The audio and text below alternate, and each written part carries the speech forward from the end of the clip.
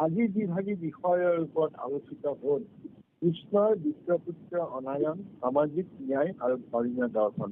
ইমান সুন্দৰ এটা বিষয় আজি বাছি লোৱা হৈছে আৰু সেই ইমান সুন্দৰ বিষয় এইটো কাৰণেই কৈছোঁ যে ইয়াত যিখিনি তত্ত্ব সময় আছে এই তত্ত্ব সঁচাকৈ আমি জানিবলগীয়া আৰু আমাৰ কাৰণে অতি আনন্দ বা গৌৰৱৰ কথা যে আমাৰ পুণ্যশ্লোক দেউতাই ইমান তন্নকৈ সামাজিক ন্যায় আৰু ধৰ্মীয় দৰ্শন এই দুটিৰ ওপৰত খৰচটো মাৰি সুকুম সামৰি একেবাৰে সমস্ত বস্তুখিনি ক্ষেত্ৰখন তেখেতে অতি কম পৰিসৰৰ ভিতৰত আমাক বুজিব পৰা কৰিলে। একদম ব্ৰহ্মতত্ত্ব আধ্যাত্মৰ পৰা আৰম্ভ কৰি ন্যায় ব্যৱস্থালৈকে গোটেই বস্তুখিনি ইমান সুন্দৰকৈ কৈ দেউতাই আমাক কৃষ্ণৰ বিশ্বপুত্ৰ অনায়নত কেনেকৈ কৈছে এইখিনি আৰু ইমান সুন্দৰকৈ কোৱাৰ পাছত আমাৰ কি অনুভৱ হ'ব পাৰে আপোনালোকে বুজি পাইছে যে আমাৰ অনুভৱ যি হ'ল সেই অনুভৱ আমি প্ৰকাশ কৰিবলৈ অক্ষম। তথাপি আপোনাৰ সবৰ আজ্ঞা মানিলে আমি অতি সংক্ষেপে কৰিবলৈ বিচাৰিছোঁ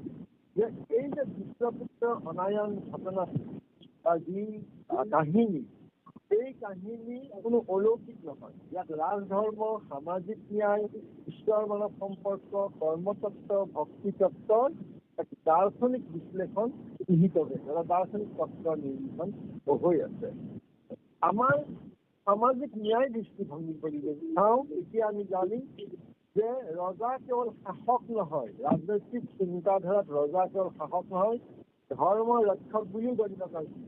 ব্ৰাহ্মণে তেওঁৰ সন্তানৰ মৃত্যুৰ বাবে ৰজাৰ অধৰ্মক দায়ী কৰা ঘটনাই বুজায় যে শাসকৰ নৈতিক দায়িত্ব ব্যক্তিগত জীৱনলৈকো বিস্তৃত হৈ আছে। সমাজত ন্যায়, সুৰক্ষা আৰু ধৰ্ম প্ৰতিষ্ঠা কৰাটো শাসনৰ মূল উদ্দেশ্য, যিটো আজিকালি আমি কওঁ একাউণ্টেবল গভৰ্ণমেণ্ট অৰ্থাৎ জবাবদিহিমূলক শাসন। এই তুলনাত আমি ক'ব পাৰোঁ। গতিকে এই কথাখিনি ইয়াত সুন্দৰকৈ বুজাই দিছে যে প্ৰশাসনে নাগৰিকৰ কল্যাণৰ প্ৰতি দায়বদ্ধ হ'ব লাগিব। এই নীতি স্পষ্টভাৱে প্ৰতিফলিত হৈছে। আকৌ চাব অৰ্জুনৰ সীমাবদ্ধতা আৰু মানৱ অহংকাৰ। অৰ্জুনে নিজৰ বীৰত্ব আৰু ঐশ্বৰিক অস্ত্ৰৰ ওপৰত সম্পূৰ্ণ আস্থা ৰাখি ব্ৰাহ্মণৰ সন্তানক ৰক্ষা কৰাত প্ৰতিজ্ঞা কৰিছিল, কিন্তু তেওঁ ব্যৰ্থ হ'ল। এই ব্যৰ্থতাটো সামৰিক শক্তিৰ সীমাবদ্ধতা নহয়, এইটোৱে মানৱৰ অহংকাৰৰ সীমাও প্ৰকাশ কৰিছে। এইটো কথা সুন্দৰকৈ কৈ দিছে।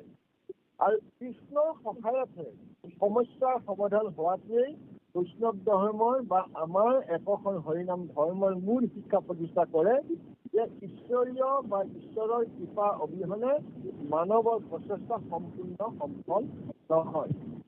আৰু ঈশ্বৰৰ লীলাৰ ধৰ্মীয় দৰ্শন ইমান সুন্দৰকৈ দেউতাই কৈ গৈছে, আমিও পাইছোঁ যে কৃষ্ণই শেষত ব্ৰাহ্মণৰ সন্তানসকলক উদ্ধাৰ কৰি আনে।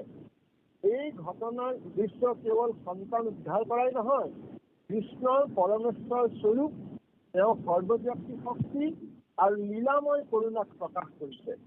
গতিকে এই ঘটনাক আমি ভগৱন্তৰ ঐশ্বৰ্য প্ৰকাশ হিচাপে আমি ক'ব পাৰোঁ। আৰু ইয়াৰ দ্বাৰা প্ৰতিপন্ন হৈছে যে ঈশ্বৰৰ ন্যায় সদায় মানৱীয় উপলব্ধ নহয়। বহু সময়ত ভগৱন্তৰ কৃষ্ণৰ লীলা শিক্ষা, নম্ৰতা, ভক্তি জাগ্ৰত কৰাৰ উদ্দেশ্যে কিছুমান কাম সংঘটিত হয়।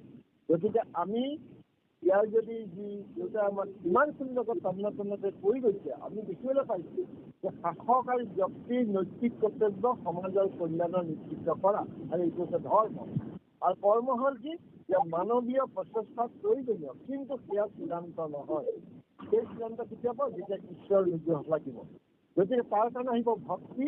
গতিকে ঈশ্বৰৰ আশ্ৰয় আৰু কৃপাই জীৱনৰ চূড়ান্ত সফলতাৰ পথ। গতিকে এই কথাৰ পৰা আমি এটা কথা গম পাইলোঁ যে ই ন্যায়ভিত্তিক শাসন, নৈতিক দায়িত্ব, মানৱৰ অহংকাৰৰ সীমা আৰু ঈশ্বৰ কৃপাৰ প্ৰয়োজনীয়তাৰ এক অনন্য সমন্বয় বুলি আমি এই যে বিশ্বপুত্ৰ অনায়ন কৰিছে তাৰ মাজে প্ৰতিষ্ঠিত হৈছে।